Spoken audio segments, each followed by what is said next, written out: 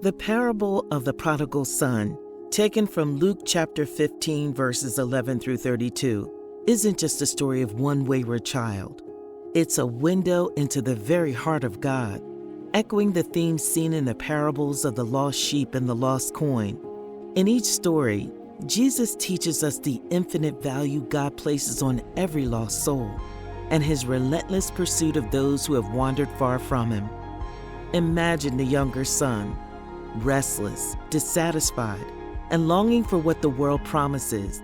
He demands his inheritance, eager to experience life on his own terms.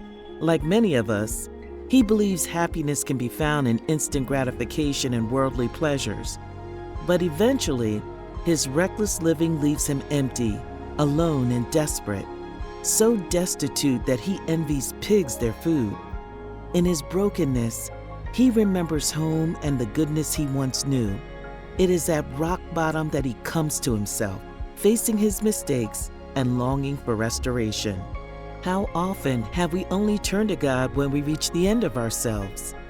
Sometimes it takes hitting our lowest point to realize how much we need grace. The prodigal's decision to return home is an act of humility and repentance. He expects rejection, or at best, servitude. Yet the father, who has been watching and hoping, runs to greet him, embraces him, and celebrates his return. This is a stunning image of God's love, a grace so extravagant it exceeds our expectations, welcoming us no matter how far we've wandered. Yet, the story doesn't end there. The older brother, who has faithfully served his father, resents the celebration.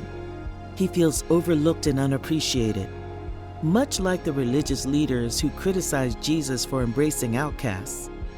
His reaction reminds us that spiritual pride can blind us to the joy of redemption.